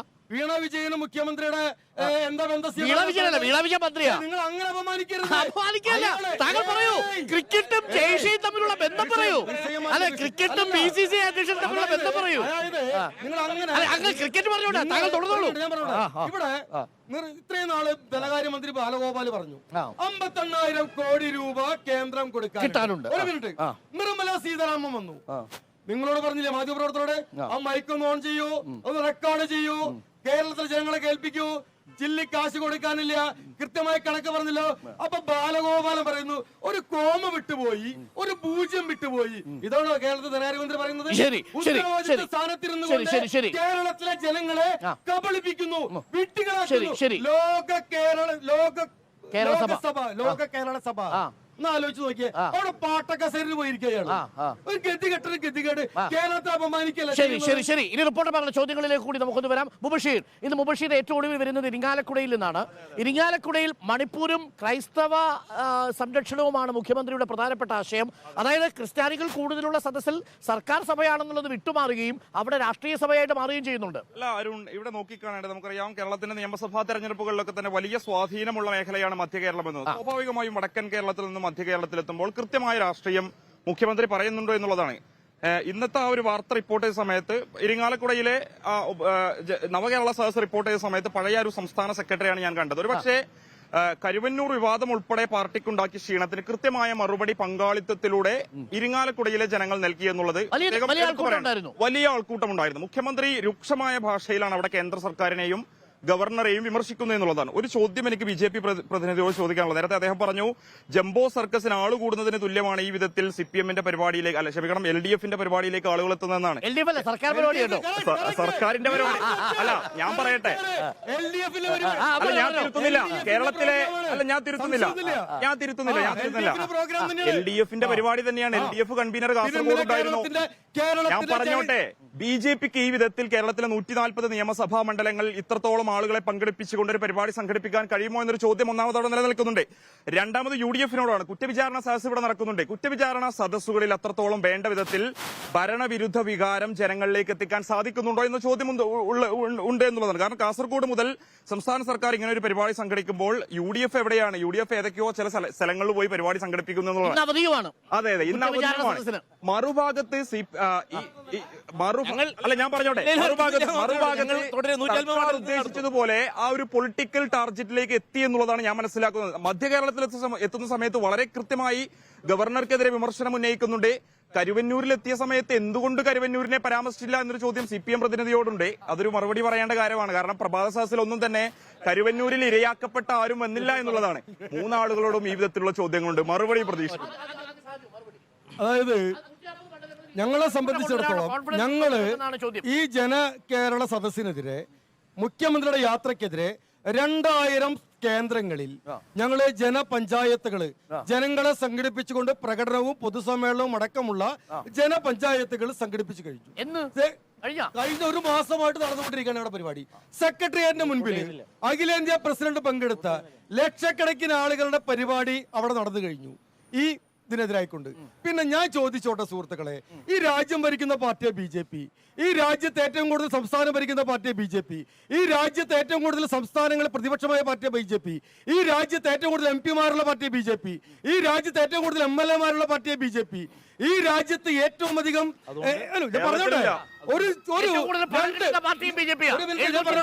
ഞാൻ പറഞ്ഞോട്ടെ രണ്ട് പാണ്ടിലോറിക്ക് ആളെ കൊണ്ടുപോകാൻ പറ്റാത്ത CPM, ആ CPM ഈ കേരളത്തിൽ മാത്രമേ ഉള്ളൂ. മനസ്സിലായോ? കേവലം ഞാൻ പറഞ്ഞോട്ടെ, കേവലം ഞാൻ പറയട്ടെ, CPM-ന്റെ ഭാവി 79 MLA-മാരുടെ പാർട്ടിയാണ് ഈ രാജ്യത്തെ CPM. രണ്ട് കാര്യമേ ഉള്ളൂ. ഒന്ന് യാത്രയുമായി ബന്ധപ്പെട്ട് ഞാൻ എന്റെ ഗൗരവമായ കാര്യം, ഇവിടെ ശക്തമായ പ്രതിഷേധം ജനങ്ങളുടെ ഭാഗത്ത് ഉയർന്നു വന്നു. നിങ്ങൾക്ക് മറിയച്ചേടത്തിനെ പോലും കൺവിൻസ് ചെയ്യാൻ കഴിഞ്ഞിട്ടില്ലല്ലോ. മറിയം ഞാൻ ചേട്ടത്തിയുടെ പറയും സമാനമായ ഒരു അത് ജനങ്ങളുടെ സ്വാഭാവികമായ വികാരമായി ഉൾക്കൊള്ളും. അവർക്ക് പെൻഷൻ കിട്ടാതെ വരുമ്പോൾ അവർ വൈകാരികമായി മുന്നോട്ട് പോകും. ശക്തമായ പ്രതിഷേധം ഈ നവകേരള സദസ്സിനെതിരെ UDF-ന്റെ എല്ലാ നേതാക്കളെയും ഒരുമിപ്പിച്ചുകൊണ്ട് ഒരു പ്രതിഷേധം സംഘടിപ്പിക്കാൻ UDF-ന് സാധിച്ചോ? നിങ്ങൾ എന്താണ് ഈ പറയുന്നത്? ഞങ്ങൾ മിനിഞ്ഞാന്ന് ചാലക്കുടിയിലായിരുന്നു VD സതീശൻ ആ യോഗം ഉദ്ഘാടനം. നിങ്ങൾ ഇത് റിപ്പോർട്ട് ചെയ്തെന്ന് എനിക്ക് അറിഞ്ഞുകൂടാ. ആയിരക്കണക്കിന് പേരാണ് അവിടെ എത്തിച്ചേർന്നത്. ഒരു കുടുംബശ്രീക്കാരെ ഞങ്ങളോട് വിളിച്ചു വരുത്തിയിട്ടില്ല. ഒരു മറ്റേ ഇത് ഇത് സർക്കാർ നേരിട്ട് വരികയാണ്. ഒരു ചോദ്യം നിങ്ങൾ നോക്കൂ, ഇനി ഇത് UDF-ന്റെ മന്ത്രിസഭയാണെന്നിരിക്കട്ടെ. UDF-ന്റെ മന്ത്രിസഭയാണെങ്കിൽ ഈ 36 ദിവസവും വിവിധ ഘടകകക്ഷികളിൽപ്പെട്ട മന്ത്രിമാരെ ഒരുമിച്ചിരുത്തി കാസർഗോഡ് മുതൽ തിരുവനന്തപുരം വരെ യാത്ര ചെയ്യാനുള്ള ഒരു ആത്മവിശ്വാസം നിങ്ങൾക്കുണ്ടോ? തിരിച്ചു വരുമ്പോൾ എത്ര മന്ത്രിമാരെ ബസ്സിൽ കാണും, എത്ര മന്ത്രിമാരെ ആ ബസ്സിൽ നിന്ന് ഇറങ്ങിപ്പോകും? നിങ്ങൾ ഈ യാത്ര കാണുന്നതിന് മുമ്പ് കേരളത്തിൽ മുഖ്യമന്ത്രിയായിരുന്നു ഉമ്മൻചാണ്ടി. ഒരു ജനകീയ അല്ല, ഒറ്റയ്ക്ക് അവിടെ മുഴുവൻ മന്ത്രിമാരും ഉണ്ടായിരുന്നു. അതിന്റെ ഉള്ളിൽ മുഴുവൻ മന്ത്രിമാരും ആ പന്തലുണ്ടായിരുന്നു. മന്ത്രിമാരെ വിളിച്ചിരുത്തി അപ്പോൾ പരിഹാരം കാണാൻ കഴിയുന്ന ഒരു ജനകീയ മുഖ്യമന്ത്രിയായിരുന്നു കേരളത്തിന് ഉമ്മൻചാണ്ടി. നിങ്ങൾക്കറിയാം എത്രയോ പരാതികൾ അവിടെ നിന്ന് പരിഹരിച്ച് മുന്നോട്ട് പോയ ഒരു ജനകീയ ഒരു വേലി കെട്ടിയില്ല. ഇപ്പൊ എന്താ സ്ഥിതി? അദ്ദേഹത്തിന്റെ മേത്തേക്ക് ചില്ല് നെഞ്ചത്തേക്ക് തറച്ചപ്പോഴും ഒരു പ്രതികരണം നടത്താൻ അദ്ദേഹം അനുവദിച്ചില്ല. ഇവിടെ എന്താ സ്ഥിതി? കേരളത്തിലെ മുഖ്യമന്ത്രി ഇന്ത്യൻ യൂത്ത് കോൺഗ്രസിലെ പ്രവർത്തകർ അവിടെ കരിങ്കൊടി കാണിച്ചപ്പോ ചെടിച്ചട്ടി എടുത്ത് തലക്കടിച്ച് മറ്റേ ജീവൻ രക്ഷാദൗത്യം. നാളമാവില്ലേ നിങ്ങൾക്ക്? 2000 പോലീസുകാർ അകമ്പടിയോടുകൂടി 146 വാഹനമായി മുന്നോട്ട് പോയി ഞങ്ങൾ ജനകീയരാണെന്ന് പറയുന്നതിൽ ഭേദം നിങ്ങൾക്ക് വേറെ പണിക്ക് പോകാമെന്നാണ് എന്റെ ആവശ്യം. സുരക്ഷാ സംവിധാനങ്ങളുണ്ട്. ആ സുരക്ഷാ സംവിധാനങ്ങൾ പാലിച്ചു മാത്രമാണ് പരിപാടികൾ മുന്നോട്ട് പോകുന്നത്. മുഖ്യമന്ത്രി കേരളത്തിന്റെ മുഖ്യമന്ത്രിയാണ്, ഔദ്യോഗിക പദവിയാണ്. ആ പദവിയിൽ ഇരിക്കുന്ന ആൾ ആരാണെങ്കിലും അയാൾക്ക് അതിന്റെ പരിരക്ഷയും സുരക്ഷാ സംവിധാനങ്ങളുമുണ്ട്. ഒരു പാർലമെന്റ് മെമ്പറായിട്ടുള്ള രാഹുൽ ഗാന്ധി ഈ കേരളത്തിലൂടെ പോകുന്ന കാഴ്ച നമ്മൾ കാണാറുണ്ടല്ലോ. അതൊക്കെ ഈ സെഡ് കാറ്റഗറി അല്ലെങ്കിൽ സെഡ് പ്ലസ് കാറ്റഗറി സുരക്ഷാ സന്നാഹത്തിന്റെ ഭാഗമായി വന്നു ചേരുന്നതാണ്. പിന്നെ ഉമ്മൻചാണ്ടി ജില്ലാ കേന്ദ്രത്തിൽ വന്ന് ഒരു ജനസമ്പർക്ക പരിപാടി നടത്തിയതുപോലെയല്ല. 140 നിയോജക മണ്ഡലങ്ങളിലും ഏതാണ്ട് ലക്ഷക്കണക്കിന്, കൃത്യമായി പറഞ്ഞാൽ 20 ലക്ഷത്തിലധികം ജനങ്ങളെ നേരിട്ട് കണ്ടുകൊണ്ടാണ് ഈ പരിപാടി മുന്നോട്ട് പോകുന്നത്. അപ്പോൾ ഒരു ജില്ലാ കേന്ദ്രത്തിൽ ഒരു പരിപാടി നടത്തുന്നത് പോലെയല്ല 140 മണ്ഡലങ്ങളിൽ മുഖ്യമന്ത്രിയും മറ്റു മന്ത്രി സഭാംഗങ്ങളും ചേർന്ന് ഈ പരിപാടി. ലക്ഷക്കണക്കിന് ജനങ്ങൾ അണിനിരത്തിയാലും ഈ ജനങ്ങളുടെ മനസ്സിൽ നിന്ന് ആ മുഖ്യമന്ത്രിയെ ഗെറ്റ് ഔട്ട് അടിച്ചു കഴിഞ്ഞു. ഈ മുഖ്യമന്ത്രിയെ ഗെറ്റ് ഔട്ട് അടിച്ച ജനമാണ് നേരത്തെ മുബഷീർ ചോദിച്ചൊരു ചോദ്യമുണ്ട്. നിങ്ങൾ ഇരിങ്ങാലക്കുടയിൽ എത്തുമ്പോൾ സഹകരണം എന്നൊരു വാക്കുമിണ്ടാത്തത് എന്താ? സഹകരണ മേഖലയിലെ വിഷയത്തെ സംബന്ധിച്ച് എത്രയോ തവണ ഈ കേരളത്തിന്റെ മുഖ്യമന്ത്രി സഹകരണ വകുപ്പ് മന്ത്രിയും ഉൾപ്പെടെ 93 കോടിയോളം രൂപ ഈ കരുവന്നൂർ സഹകരണ ബാങ്കുമായി ബന്ധപ്പെട്ട അഡ്മിനിസ്ട്രേറ്റീവ് സമിതി വിതരണം ചെയ്ത് കഴിഞ്ഞു. ശരിയായ രൂപത്തിലേക്ക് മടങ്ങി വരികയാണ്. പതിവ് പോലെ ബാങ്ക് പ്രവർത്തനങ്ങൾ ആരംഭിച്ച് ഈ കരുവന്നൂർ ബാങ്കിലെ സഹകാരികളെ സംരക്ഷിക്കുന്ന നിലപാട് ആ ബാങ്കിലെ അഡ്മിനിസ്ട്രേറ്റീവ് സത്യത്തില് ഈ 3 പേരോടും കൂടി ഇപ്പൊ രാഷ്ട്രീയത്തിനപ്പുറത്തേക്ക് ഇത്രയും കോടിക്കണക്കിന് രൂപ ചെലവഴിച്ച് എത്ര രൂപയാണെന്നുള്ള കാര്യം തർക്കണ്ടായിരിക്കാം. ഇത്രയും ചെലവഴിച്ചുകൊണ്ട് നടത്തുന്ന പരിപാടിക്ക് ഇവിടുത്തെ സാധാരണ ഞാൻ ഇന്നലെ തന്നെ നമ്മളവിടെ ചർച്ചയിൽ ചോദിച്ചിട്ടുണ്ട്, ഒരു കുറച്ചെങ്കിലും ഒരു 5-10 പേർക്കെങ്കിലും ഈ റിസൾട്ട്, കാരണം ഒരു മന്ത്രിസഭ മുഴുവൻ ഉദ്യോഗസ്ഥർ മുഴുവൻ തീരുമാനമെടുക്കേണ്ടവർ മുഴുവനുള്ളിടത്ത് എന്തുകൊണ്ട് തീരുമാനങ്ങൾ ഇന്നലെ ഒല്ലൂർ മണ്ഡലത്തിൽ 280 പാവപ്പെട്ട മനുഷ്യർ ചികിത്സാ സഹായങ്ങൾ ഉറപ്പാക്കുന്ന പ്രവർത്തനങ്ങൾ നടത്തുന്നു. ഇത് നേരത്തെ തന്നെ പറഞ്ഞിട്ടുള്ളതാണ്. ഇതിലൊരു സമയപരിധി നിശ്ചയിച്ചിട്ടുണ്ട്. ആ സമയപരിധിക്കുള്ളിൽ ഈ പ്രവർത്തനങ്ങൾ പൂർത്തിയാകും. അത് ഉമ്മൻചാണ്ടിയുടെ കാലത്ത് വില്ലേജ് ചെയ്യേണ്ട പണി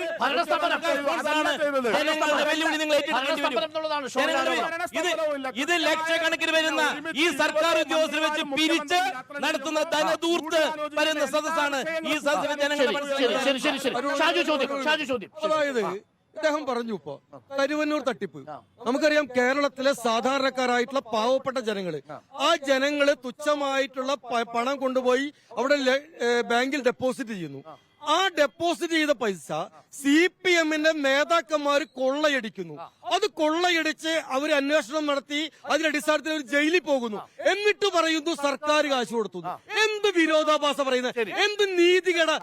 ഒരു മിനിറ്റ് ഞാൻ പറഞ്ഞോട്ടെ. ജനങ്ങളുടെ നികുതി പണം എടുത്തു കൊടുക്കലാണ് വേണ്ടത്.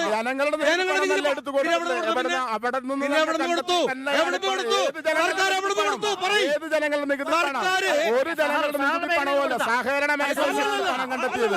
സഹകരണ മേഖലയിൽ നിന്നാണ് പണം കണ്ടെത്തിയത്. ശമ്പളം ഇപ്പൊ കൊടുക്കുന്നുള്ളൂ. അല്ല, റേഷൻ ഡീലേഴ്സ് കൊടുത്തിട്ടില്ല. ഒരു നിമിഷം ആരും ഒരു ചോദ്യം കൂടി. സാനിയോ ചോദ്യത്തിലേക്ക് രാഷ്ട്രീയ ചോദ്യമാണ് ചോദിക്കാനുള്ളത്. ആരോടാണ്? BJP പ്രതിനിധിയോടാണ്. ശരി. ഈ കടമെടുപ്പ് പരിധിയെ കുറിച്ച് പറഞ്ഞു, കേരളം വലിയ കടത്തിലാണെന്ന് പറഞ്ഞു. അങ്ങനെയാണെങ്കിൽ ഇന്ത്യയുടെ കടമെടുപ്പ് പരിധിയെ കുറിച്ച് എന്താണ് പറയാത്തത് എന്നുള്ളതാണ്. ഇന്ത്യയുടെ കടം എത്രയാണെന്ന് നിങ്ങൾക്ക് അറിയാമോ? അങ്ങനെയെങ്കിൽ ഇതെങ്ങനെയാണ് വീട്ടുകാൻ അറിയാമോ? ഞാൻ കണക്ക് ഞാൻ പറഞ്ഞുതരാം. GDP-യുടെ 56% കേന്ദ്രത്തിന്റെ കടം, സംസ്ഥാനത്തിൻ്റെത് 36%. ഇത് തമ്മിലുള്ള വ്യത്യാസം. കേന്ദ്രമല്ലേ കൂടുതൽ കടമെടുക്കുന്നത്? അവിടെ പ്രശ്നമില്ല, കേരളം കടമെടുത്താൽ പ്രശ്നം.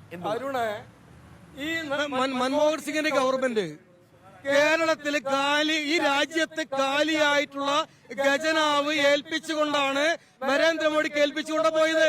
ഞാൻ ചോദിച്ചോട്ടെ, പറയട്ടെ,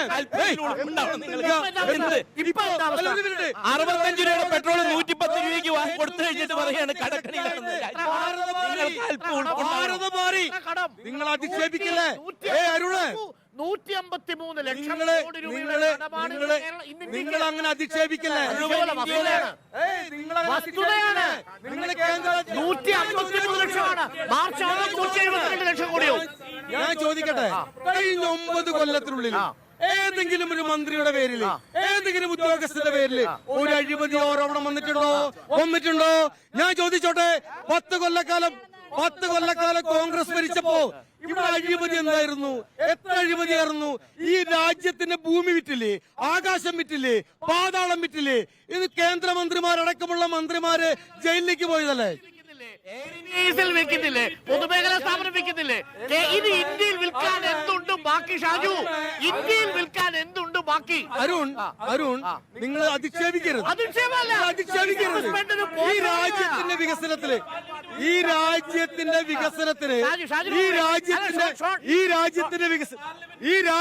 വികസനത്തിന് നമ്മൾ കാണുന്ന മുഴുവൻ അസറ്റും വിറ്റുകൊഴിഞ്ഞ ഒരു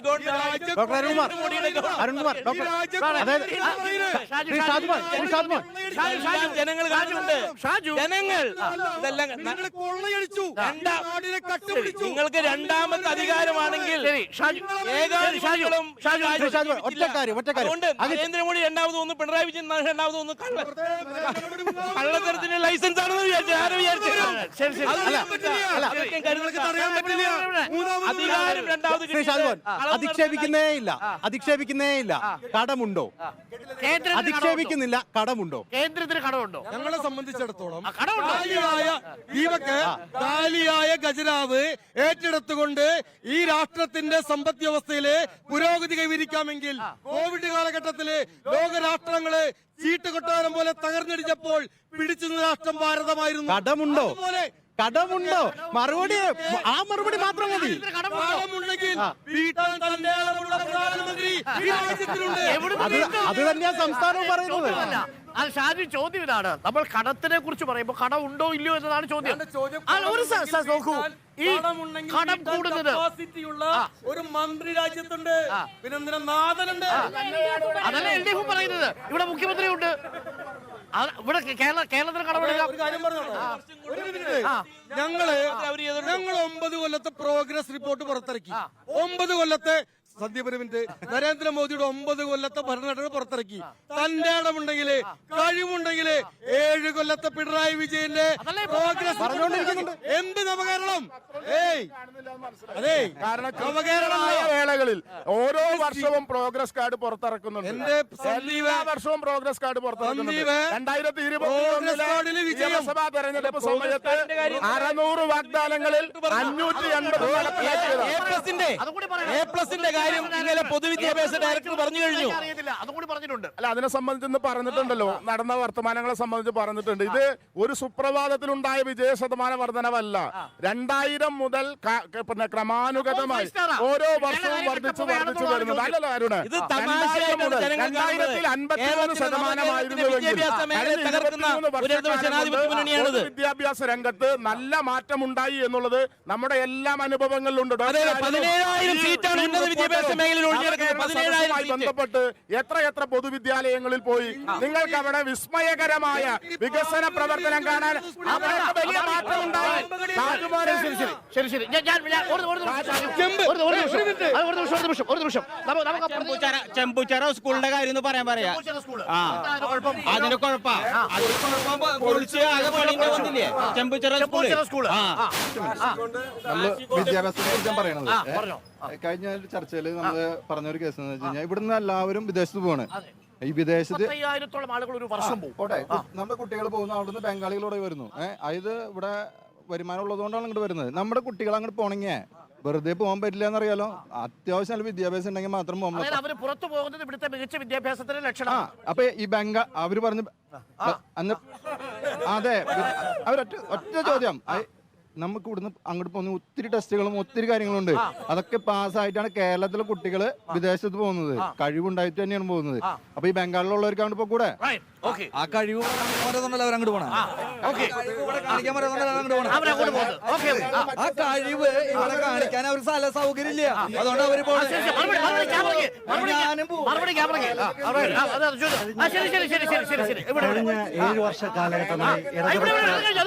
കഴിഞ്ഞ 7 വർഷ കാലഘട്ടമായി ഇടതുപക്ഷ ജനാധിപത്യ മുന്നണിയാണ് കേരളം ഭരിച്ചുകൊണ്ടിരിക്കുന്നത്. കഴിഞ്ഞ 7 വർഷ കാലഘട്ടമായി പരിഹരിക്കാൻ പറ്റാത്ത പരാതി ഉള്ളത് കൊണ്ടാണല്ലോ ഇപ്പൊ ഇവർക്ക് നവകേരള സദസ്സ് നടത്തേണ്ടി വരുന്നത്. കൂടുന്ന പരാതി എന്തുകൊണ്ടാണ്? കൂടുന്ന പരാതി മോശം ഭരണമാണോ മികച്ച ഭരണമാണോ? തീർച്ചയായിട്ടും. കാരണം എന്താ? എനിക്ക് കൃത്യമായ രാഷ്ട്രീയമുണ്ട്. ഞാൻ രാഷ്ട്രീയം പറയാം. ഉമ്മൻചാണ്ടി അദ്ദേഹം മരണപ്പെട്ട് ഉമ്മൻചാണ്ടി ഇന്ന് മരണപ്പെട്ട് മണ്ണറയിൽ കിടക്കുകയാണ്. അന്ന് ഉമ്മൻചാണ്ടി ഇവിടെ ജനസദസ് നടത്തിയപ്പോ, ഇവിടെ ജനസമ്പർക്ക പരിപാടി നടത്തിയപ്പോ ഇവിടെ ഒരു വില്ലേജ് ഓഫീസർ അല്ലെങ്കിൽ ഒരു വില്ലേജ് ഓഫീസിലെ ഒരു ക്ലർക്ക് ചെയ്യേണ്ട പണിയാണെന്ന് പറഞ്ഞ് അധിക്ഷേപിച്ചവർ ഇന്ന് മന്ത്രിസഭ മൊത്തം വന്ന് ഈ പണി ചെയ്യേണ്ട അവസ്ഥ വന്ന ഇവർക്ക് അതിന്റെ ഗതികേടല്ലേ? സാറേ, ഈ പരാതികള് ഇവരുടെയൊക്കെ ധാരണ എന്താ വെച്ചാൽ LDF-ന്റെ മൊത്തം ധാരണ എന്താണെന്ന് വെച്ചാല് പരാതികൾ കൂടുമ്പോ അവർക്ക് അഭിമാനമാണെന്നാ. ഇതാണ് ഇവരുടെ തെറ്റ്. പരാതികൾ എത്രയും കുറയുന്നു അതനുസരിച്ച് പ്രോഗ്രസ് ജനങ്ങൾക്കുണ്ടാവും. പക്ഷെ പരാതി കൂടുമ്പോ ഇവരുടെ വിചാരം എന്താണ്? മുഖ്യമന്ത്രിയുടെ അടുത്ത് എല്ലാവരും പരാതി, ഒരു സ്ഥലത്തും ഗതി കെട്ടിട്ടാണ് ഇവിടെ ചെന്നിരിക്കുന്നത്. നല്ല ഭരണത്തിന്റെ ലക്ഷണമല്ല. ആത്മഹത്യയുടെ വക്കീൽ ചെല്ലുമ്പോഴാണ് ഇവിടെ ഇത്രയധികം ജനങ്ങൾ വന്നത് പരാതി കൊടുക്കാൻ വേണ്ടി വന്നതാ. അല്ല കോൺഗ്രസ്സുകാരായാലും BJP ആൾക്കാരായാലും അവിടെ പരാതി കൊടുക്കാൻ വേണ്ടി ഇവിടെ ചെല്ലുന്ന ആൾക്കാർ മുഴുവനും LDF-ന്റെ ആൾക്കാരാണെന്നാണ് ഇവരുടെ ധാരണ. ഇവിടെ പരാതി കൊടുക്കാൻ കണ്ടമാന ജനങ്ങളെ നമ്മളിവിടെ തന്നെ എന്റെ നാട്ടിൽ നിന്ന് തന്നെ പോയിട്ട് ആൾക്കാർ പരാതി കൊടുക്കുന്ന ഒരു വിശ്വാസമുണ്ടോ? അവിടെ സാധാരണക്കാർക്ക് ഒരു വിശ്വാസം കിട്ടില്ല. ഇവിടെ വിദ്യാഭ്യാസത്തെ കുറിച്ച് ഒരു ചർച്ചയാണ്. വിദ്യാഭ്യാസം എന്ന് പറയുമ്പോൾ UDF സർക്കാർ, ബഹുമാനപ്പെട്ട ഉമ്മൻചാണ്ടി സർക്കാരും ആന്റണി സാറും ഭരിച്ചുകൊണ്ടിരിക്കുമ്പോൾ ഇവിടുത്തെ സ്കൂളുകൾ അടച്ചു പൂട്ടാൻ ലാഭകരമല്ല എന്ന സ്ഥിതിയിൽ അടച്ചു പൂട്ടാൻ നിന്നൊരു സ്കൂളിനെ പ്രഗത്ഭനായ ജോസഫ് മുണ്ടശ്ശേരി എന്ന് പറയുന്ന പ്രഗത്ഭനായ വിദ്യാഭ്യാസ മന്ത്രിക്ക് ശേഷം കണ്ട കൊടകരയുടെ ബഹുമാനപ്പെട്ട MLA പ്രൊഫസർ C രവീന്ദ്രനാഥിന്റെ നേതൃത്വത്തിൽ പൊതുവിദ്യാഭ്യാസ യജ്ഞം എന്ന് പറഞ്ഞ് തിരികെ ഗവൺമെന്റ് സ്കൂളിലേക്ക് എന്ന് പറഞ്ഞുകൊണ്ട് ഒരു വിദ്യാഭ്യാസ യജ്ഞം നടത്തുകയുണ്ടായി. ആ പൊതുവിദ്യാഭ്യാസ യജ്ഞത്തിന്റെ ഭാഗമായാണ് ഇന്ന് സർക്കാർ സ്കൂളുകളിലേക്ക് അടച്ചു പൂട്ടാൻ പോയ സ്കൂളുകൾ തുറന്നുകൊണ്ട് നമ്മുടെ സാധാരണക്കാരായ ആളുകളുടെ കുട്ടികളും എല്ലാവരും പഠിച്ചുകൊണ്ട് മുന്നേറുന്നത്. വിദ്യാഭ്യാസ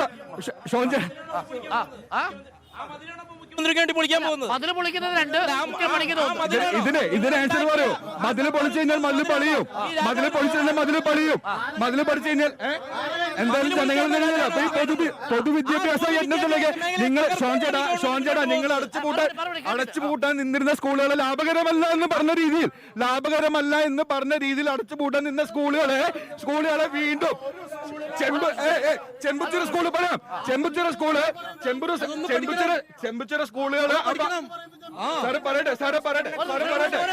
കേരളത്തിന്റെ വിദ്യാഭ്യാസ മേഖല ഇതുപോലെ അപമാനപ്പെട്ട ഒരു കാലം ഉണ്ടായിട്ടുണ്ടോ?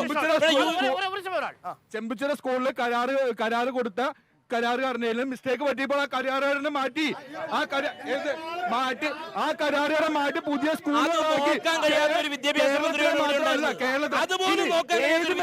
മുഖ്യമന്ത്രിയാണോ ഏത് മേഖല എടുത്തു കഴിഞ്ഞാലും ഇന്ത്യയിലെ കഴിഞ്ഞ 3 വർഷം BJP ഗവൺമെന്റാണല്ലോ ഭരിക്കുന്നത്.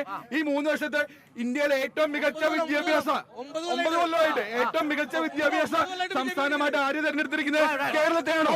ആരോഗ്യ മേഖലയിൽ ആര് തെരഞ്ഞെടുത്തിരിക്കുന്നത്? കേരളത്തെയാണോ? ശരി ഷാജു ചോദ്യം ഇതാണ്. വിദ്യാഭ്യാസത്തിൽ ഏറ്റവും ഉന്നത സ്ഥാനമുള്ള ഇന്ത്യയിലെ സംസ്ഥാനം ഏതാണ്? ആരോഗ്യ മേഖലയിൽ നീതി ആയോഗ് 1ാം സ്ഥാനം കൊടുത്തത് ഏത് സംസ്ഥാനമാണ്? 2 കേരളമല്ലേ? അത് നിങ്ങളുടെ സർക്കാർ കൊടുത്തതല്ലേ? ഞാനൊരു കാര്യം പറഞ്ഞോട്ടെ.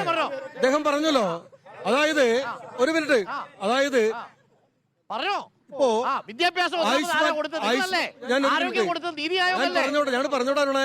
ആയുഷ്മാൻ ഭാരത് പദ്ധതി നരേന്ദ്രമോദി സർക്കാർ ഈ രാജ്യത്ത് നടപ്പിലാക്കി. ആ നടപ്പിലാക്കിയ സമയത്ത് ഞാനിത് പറഞ്ഞോട്ടെ, സന്ദീപ് ഞാൻ പറയട്ടെ, ആരോഗ്യരംഗം സൂചിപ്പിച്ചു. ഞാൻ പറയട്ടെ, ഞാൻ ഉത്തരം പറഞ്ഞോളാന്ന്. ആരോഗ്യ മേഖലയില് ആയുഷ്മാൻ ഭാരത് പദ്ധതി ഈ രാജ്യത്തെ മുഴുവൻ ആളുകൾക്കും സൗജന്യമായിട്ട് 5 ലക്ഷം രൂപ വീതം എല്ലാ ആശുപത്രികളിലും ചികിത്സ കൊടുക്കുന്ന പദ്ധതി. ആ പദ്ധതി പ്രഖ്യാപിച്ചപ്പോൾ കേരളത്തിലെ ഗവൺമെന്റ് കേരളത്തിൽ നടപ്പിലാക്കാൻ പറ്റില്ല എന്ന് പറഞ്ഞു. നിങ്ങൾ ആലോചിക്കണം, നടപ്പിലാക്കാൻ പറ്റില്ല. പാവപ്പെട്ട ആളുകൾക്ക് 5 ലക്ഷം രൂപ കിട്ടിയാൽ എന്താ ബുദ്ധിമുട്ട്? ഇവിടെ പെൻഷൻ കൊടുക്കാൻ സാധിക്കുന്നില്ല. വിദ്യാഭ്യാസ മേഖലയിൽ 6 വർഷക്കാലമായി വിദ്യാഭ്യാസ നിലവാരത്തിൽ ദേശീയ ശരാശരിയിൽ 1ാമതാണ് കേരളം. ഞാൻ ഒറ്റ കാര്യം മാത്രമേ, ഇന്നലെ മരിച്ച ഇന്ന് പത്രത്തിലുള്ള അനീറ്റ എന്ന് പറയുന്ന ചാലക്കുടിക്കാരി ഒരു 10 വയസ്സുകാരി താലൂക്ക് ഹെഡ്ക്വാർട്ടേഴ്സിൽ നിന്ന് സർജറി കമ്പൽസറി എന്ന് എഴുതിപ്പെട്ട് റഫറൽ ആശുപത്രിയിൽ നിന്ന് ജില്ലാ ആശുപത്രിയിലേക്ക് പോയ കുട്ടിയെ അപ്പൻഡിറ്റീസിന്റെ ആയിട്ട് സർജറി കമ്പൽസറി എന്ന് പറഞ്ഞു ചികിത്സാ പിഴവ്. അത് നോക്കി വായിക്കാൻ, നോക്കിക്കോളൂ, അത് നോക്കി വായിക്കാൻ കഴിയാത്ത ഒരു മെഡിക്കൽ കോളേജിലെ ഡോക്ടർമാർ ജില്ലയിൽ നിന്ന് കൊച്ചിയിലേക്ക് പ്രവേശിക്കുകയാണ്. തെക്കോട്ടെത്തുമ്പോൾ ആൾക്കൂട്ടം ദുർബലമാകുന്നുണ്ടോ എന്നതാണ് ചോദ്യം. ആൾക്കൂട്ടം ദുർബലമാകുന്നില്ലെങ്കിലും സർക്കാരിന്റെ ആത്മവിശ്വാസം കൂടുന്നുണ്ട്. സർക്കാർ രാഷ്ട്രീയമായ പ്രതിരോധവും തീർക്കുന്നുണ്ട്. രാഷ്ട്രീയ പ്രതികരണങ്ങൾക്ക് വിചാരണ സദസ്സ് മറുപടിയും പറയുന്നുണ്ട്. വരും ദിവസങ്ങളിലും നവകേരള സദസ്സ് മുന്നോട്ട് വയ്ക്കുന്ന വിഷയങ്ങളും പ്രതികരണങ്ങളും ചർച്ചയാകുമെന്നത് ഉറപ്പ്. തൃശ്ശൂരിൽ നിന്നും നമ്മൾ കൊച്ചിയിലേക്ക് പോകുന്നു. ഇനി വീണ്ടും നമുക്ക് കൊച്ചിയിൽ വെച്ച് കാണാം ജനസഭയിൽ. ഇനി ഡിബേറ്റിലേക്ക്. Good night.